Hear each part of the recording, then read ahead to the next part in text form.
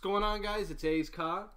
What are we gonna be doing today? We're gonna be making a video that I actually put some effort into, and it's called A's Approves. And the A's Approves that we're gonna be looking at today is Hollow Knight. Now, Hollow Knight is a Metroidvania game that came out earlier in 2017, and it got a little bit of buzz. And I got it a couple days after it was released, because I don't know if I've ever talked about it on the channel or not. I mean, I've had this thing for a long time, but I can't remember everything I've said. I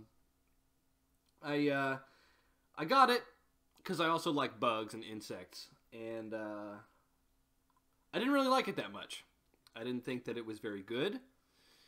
For a couple different reasons that I'll discuss as I get into it, but just know that after playing the game, I mean, I had to play the game, right? After 2017 was over, it was still being acclaimed as one of the best Metroidvanias of the year. And, you know, Metroidvanias have kind of seen a little bit of a revival in recent times. We got a lot of games coming out recently. I can't name them off the top of my head right now, but it's a genre that's slowly coming back to life. And not every game can do it right. But this game, even at the end of the year, continued to receive praise for how good it was. So I was like, well, maybe I should give it another shot. And I did, and I was pleasantly surprised. So, here's my review, or my A's Approves, for Hollow Knight. So how's the story in this game? As much as a stigma there is these days about comparing a game to Dark Souls because of just the difficulty alone, Hollow Knight really does have a lot of similarities to Dark Souls. Well, it doesn't take all of its inspiration from the Souls series. It does. It's clearly heavily inspired in terms of the atmosphere and setting. As the story goes, you don't really learn a lot about the story itself as you play through the game. Sure, there's a couple cutscenes, there's 2, maybe 3 cutscenes in the whole game. But a lot of the actual meat of the story has taken place before the player's interaction, and it's pieced together by, you know, events and settings and items and things like that, much like in the Souls series. And I didn't delve too deep into it because, I mean, I'm just trying to play the game right now, and I wanted to make a video about it, but from what I can gather, there was a corrupt ruler, and people didn't like him, and then this infection happened, and everything went into chaos, and the ruler, went into hiding. And so your job is to, I mean, you don't know your purpose, but you're just going down into the tunnels of Hallownest, is what the kingdom is called. It's called Hallownest. You're going down in there to try and figure out what's going on, and maybe bring the kingdom back to life, right? And overall, I mean, it's like that Dark Souls type of thing where it's very vague and all that. Throughout the game, you'll meet a bunch of characters that, some of them, I mean, they all are on different quests of your own, right? And, of their own, rather. And there's not a lot of them that I find to be really bad. Almost every character in the game is quite lovable. They have a lot of character, and there's a lot of different implications of what they're doing, like the reasons why they're on their own journeys, right? There's people who are seeking glory, there's people who are seeking fame, people who are seeking money, or to develop their combat prowess and stuff like that. And my personal favorite character is the last stag, and he's just this giant stag beetle who basically serves as the game's fast travel system. And you know, I mean, it's not like Skyrim where you can just stop anywhere and fast travel to wherever. I mean, it's more like a teleportation. You have to go to the stag station to go to a different stag station, like in Castlevania or something like that. And he's one of my favorite characters because he's the last of his kind, and he's very, very wholesome, and he's there to help you always. And At the end of, like, at the end of his quest line, he's just a good, wholesome old man. But really, though, in terms of all the story, there's really not a lot to talk about unless you play the game yourself and piece it together. So, I don't have a lot to say. So let's move on to the presentation. How does the game present itself? The biggest, the strongest aspect for the presentation in this game is definitely the atmosphere, which once again takes some inspiration from the Souls series, clearly, where every area is connected, right? I mean, it's a big Metroidvania style map. Everything is connected, and it's just this giant, just huge map, right? Lots of areas to explore and everything like that. And the atmosphere is palpable. There's so much. This game is dripping with atmosphere. Every area is designed very, very... There's no areas in the game that make you feel like you're in... I'm trying to think of like the best way to describe this. Every area feels decrepit and old and ancient and ruined, right? Nothing feels like it's new. Like in the fungal wastes, everything's grown over with mushrooms and plants. Or in the Queen's Gardens, the little platforms, when you step on them, they fall apart because they're so old. Or just little touches like that, right? And the game makes a huge identity for itself with these features. And the art style itself really lends itself to this, where the characters are a bit more on the cartoony kind of vector style, where very thick black outlines and everything. The backgrounds and environments are very detailed, and it helps, I mean, it makes the characters pop out so you can always see what's happening, but it also gives a sort of somber mood to the rest of the areas in the game. That aren't character-centric. The music, really, I can't say that I found any track in the game to be particularly outstanding. Like, there's no music in the game that I would find myself listening to if I wasn't playing the game. But that is because that the music is built to work on the atmosphere of each area, and it does that very well. The slow piano tunes and drawn out string instruments and things like that in each area really help to build up the atmosphere of each ruined area. And I think let's move on to the actual gameplay now, because the game's presentation is great. It looks good, it sounds good, it's very nice to look at. It's not one of those games that tried to be like, look at us, we're retro with the 16-bit graphics, and it's not a game that tried to be, you know, whatever, realistic or what have you. It's got its own unique style, and it's very good at it, and it does a very good job at presenting itself. So now let's move on to the gameplay, the biggest chunk of this video and what everyone wants to hear about. The reason I didn't really like this game at first was because the combat to me seemed kind of plain. I mean, you press a button and you slash. And really, it doesn't get a whole lot more complicated than that all the way through the rest of the game. But that's not to say that, you know, a Metroidvania shouldn't have combat like that, because Castlevania and Metroid, I mean, you just press a button and he whips, or you press a button and Samus shoots, right? It's not supposed to be in-depth or anything. There was some aspect of it, when you hit an enemy in this game, you get knocked back. Not like a huge amount, but there's a physical push when you hit something. And it was very weird. It was very strange. And the reason that I think Castlevania's enemy design works so well, and why I don't find it as boring, is because there's a lot of different enemy types that challenge that one simple move in a lot of different ways. The people don't like the Medusa heads because they fly up and down all the time, and their pattern is just, it's hard to deal with because your attacks are slow and you have to time it. Well, obviously, in Hollow Knight, I wasn't expecting there to just be like 3 or 4 enemy types right out of the gate. I mean, I didn't play the game that much. I only beat the first boss the first time I played through it.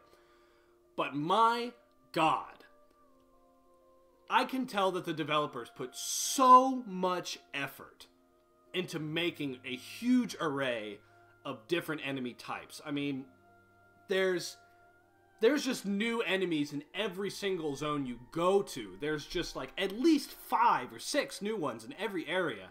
And it's so nice. It's so nice, and really, it helps the combat from getting stale. It really does. I mean, there's all kinds of unique and interesting enemies since they're all based on insects or other garden life. There's so many different types of enemies that you encounter that just really, it really helps the game's somewhat plain combat. For enemies that float above you and shoot gas at you, or the jellyfish that when you kill them, their orange core comes out and bounces off a wall and explodes. Or, you know, just stuff like that. Or the enemies that just run straight at you and you just have to keep hitting them to get them to back off. Otherwise, you're going to take damage. It's... this is probably the part I appreciate the most about the game, is the wide enemy variety. There are sometimes, like, there are some enemies in the game. There's a coliseum in the game that you go to go fight in challenges for rewards. And there are enemies that you'll only see in the Coliseum. And I don't mean just like 1 or 2. I mean like almost all of them are enemies that you will only see in the Coliseum. And that's so nice. No area shares enemy types with another area. And it's, if I had to guess, if this game had a bestiary, it'd probably be like, there'd be more than 100 different enemy types. And I've talked about it for like 2 minutes now because it's great. It's really... It shows how much care the developers put into making the game varied and interesting for its players. In terms of the actual areas, I think there's like 14 areas. Some of them are pretty small. But it is a huge map. When I was playing the game and I thought that I was about ready to wrap things up, and then I discovered that, oh, there's still like 6 areas that I haven't been to yet. That's a good feeling. It's a good feeling when you think you've discovered everything, and then you realize, oh, there's a lot more to this than I thought. When you take the tram out to the Kingdom's Edge, right? And it's just this huge area, and you're like, why is this here? Almost every area serves a purpose. Like, you're going to get to some boss, or you're passing through here to get to an area that has a boss in it. But some areas they're just there. And that's not a bad thing. Because in the end, each area does have a purpose, right? There's collectibles and things, of course. And another thing that one of my other huge praises would be a good word, for this game is that the side quests, there's a couple different side quests. You gotta collect caterpillars, there's a caterpillar collection thing, and there's a dream essence collection thing. These little side quests, to complete them does not feel worthless. It doesn't feel like, you know, okay, well, I got all the caterpillars, so now I get a golden sword or something like that. Not that a golden sword isn't cool, but, you know, for that type of thing, a lot of games, if you have achieved like the 100% completion of a quest like that, that's usually what you get. Some kind of triple jump or purple outfit. Something that's just, it doesn't really feel like, you know, it doesn't really feel worth it in the end, honestly. And some people might disagree with me with that. That's fine. But to me, completing the Caterpillar questline rewards you with an additional boss fight that gives you a little bit more story as to why the caterpillars are lost in the first place. And that's cool. You get an extra boss for completing the questline. That's extra content, extra stuff to do, an extra challenge for going the extra mile to try and find all the caterpillars. As for the Dream Nail collection is... The Dream Essence collection is tied to the true ending of the game, which is what I'll lead into next, I guess, the segue into. Getting the true ending is nice. It's not like... It's in that type of... Man, I'm struggling to find words for it. It's... The way to get the true ending is not vague.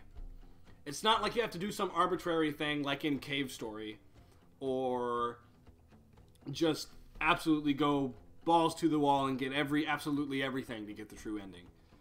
And it's not really secret, you know, there's nothing about it that's hidden away from the player. If they explore and find everything, they will get the true ending. It's just like that. And that feels nice. It feels nice to be rewarded for your curiosity and wanting to explore the zones of the game and everything it has to offer. So you have to get these 2 mask pieces and get all the power-ups and stuff, and once you have the 2 mask pieces, you go down to the bottom of this secret area and you discover some secret truth about yourself. And the true ending is, I mean, I won't spoil the endings for you, but on the path to the true ending, you get another area, like it's one last final test zone, right? And it's called the White Palace. And what the White Palace is basically this trial, right? To see how much you've mastered the movement of the game. I mean, because, there's like wall jumping and dashing and super jumps and stuff like that. So, the White Palace basically serves as your final test before going to face the true final boss. And it's challenging. It's hard. It is hard. But I feel like the White Palace stays a little bit too long.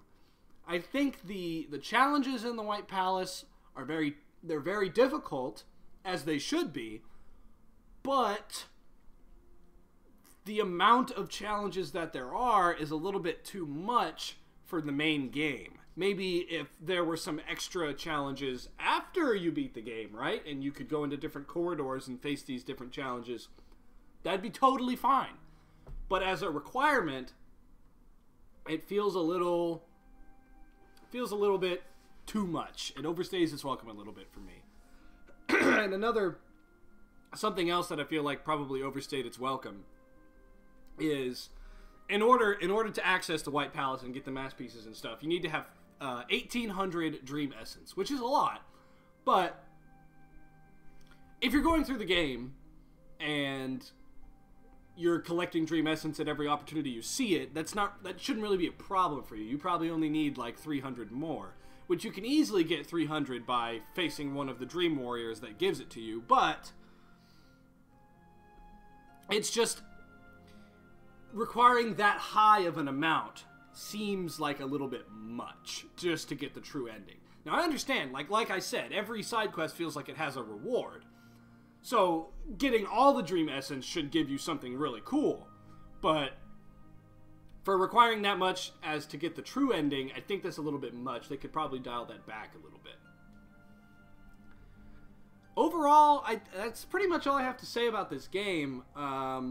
It's good. It is a really good game. It's very solid. It has very few problems. There's very, very little things wrong with it.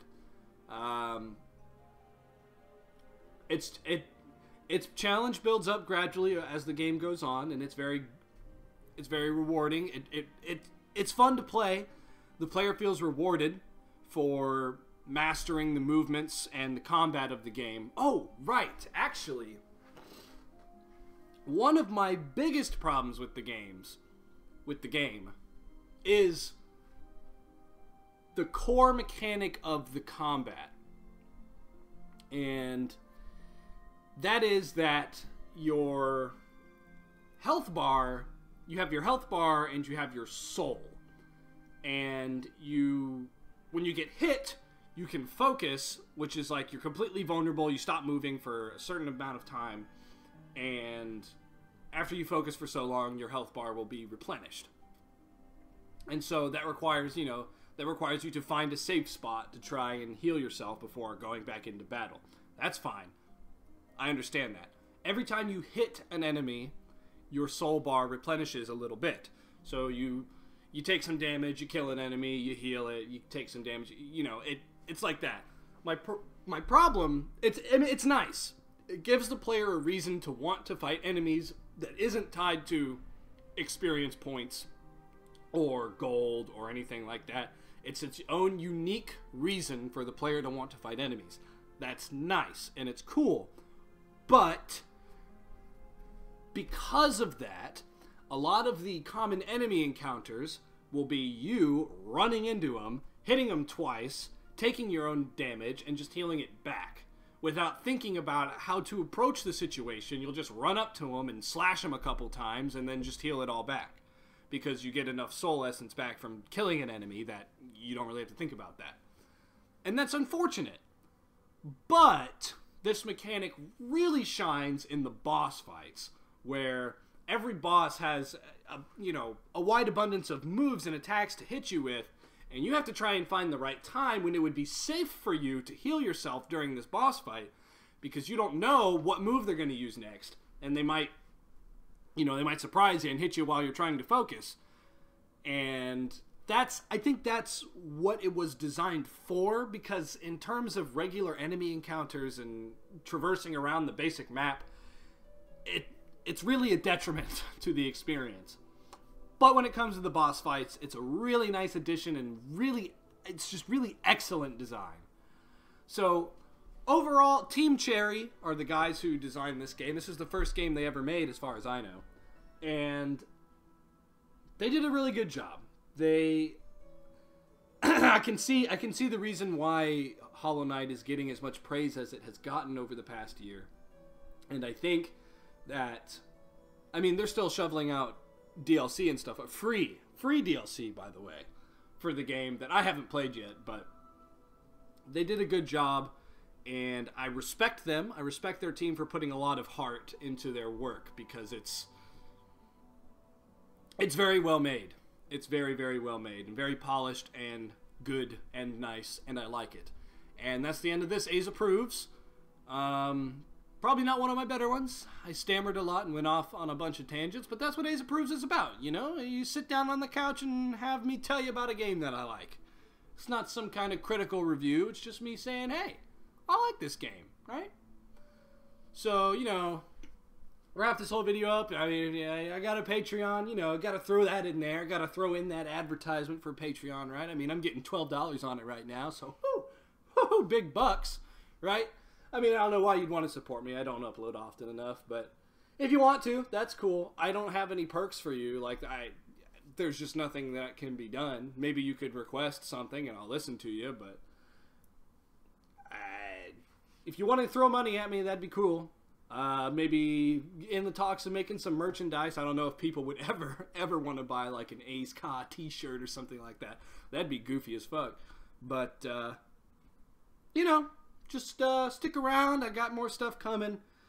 Hopefully, maybe. Hope you liked the video. The Discord. Come on down to the Discord. Remember that one. Come on down to the Discord channel and have a chat with everybody that's like-minded. Have fun in the Discord chat. All the links to everything will be in the description, as always. So, with that, this 24-minute video, I hope you all have a good day, have a good Happy New Year, and Happy Holidays, all that good stuff. See ya.